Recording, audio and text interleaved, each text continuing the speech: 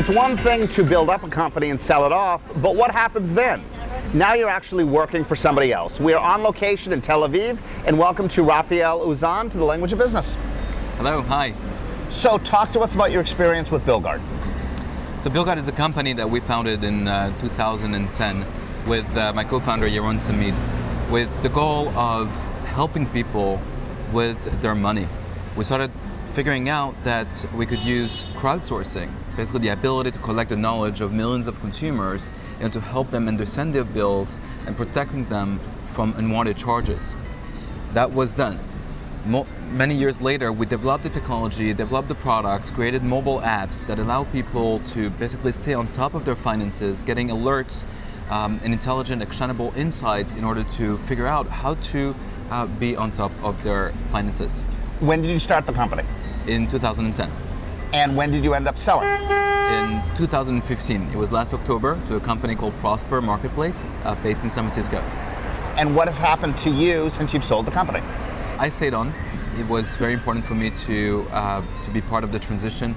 I'm heading up the office and business unit of what was BillGuard, now part of Prosper.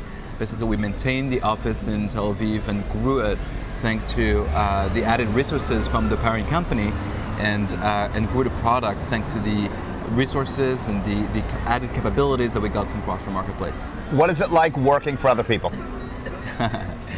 Well, I think they know that. It's not necessarily in my nature, but it's also a really interesting experience to figure out how you can interface with a remote entity that's much larger than you, and how do you work within the confine of a larger organization to figure out how you scale, but maintain and grow your culture as an autonomous, fastly moving, scrappy kind of team that can push out great products and innovation into the market really quickly.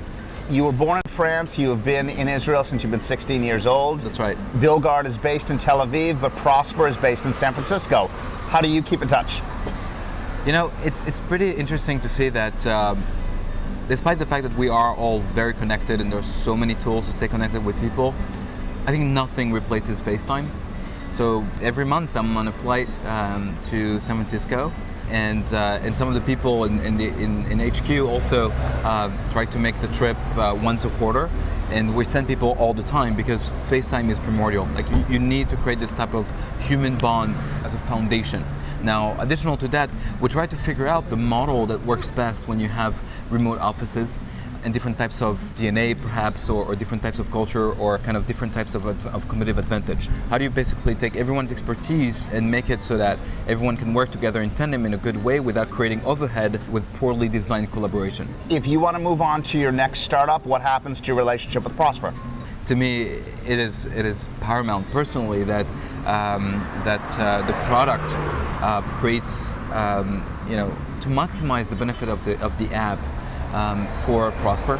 I truly believe in this kind of marriage because bringing marketplace lending with personal finance basically shows the next wave of it's a foray into the next wave of fintech, basically personal finance for consumers, where financial services are smarter, less intermediated, cheaper, more relevant to you, creating a relationship with you rather than acquiring customers, providing financial wellness on a day-to-day basis so that when you need a financial product, we're here for you.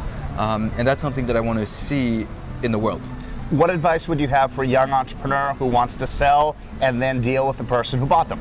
I think the main thing that was unique with this acquisition is that we literally fell in love, I think, with the Prosper team and I think vice versa. We realized that even though we come from different backgrounds, we work in different size of teams and different locations, our hunger to disrupt financial services was literally the same. And I think we gelled around that, and I think the people material, the DNA behind it all, I think is critical in order to make things happen. Because once you're away, you need to build a tissue of trust. You need to build a tissue of kind of common vision, even if you're not talking necessarily every day, and that requires a lot.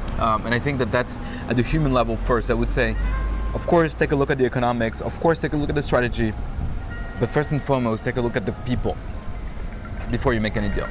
Raphael, thank you. Raphel Ouzan, the co-founder of BillGuard, being sold to Prosper, on location in Tel Aviv, Israel.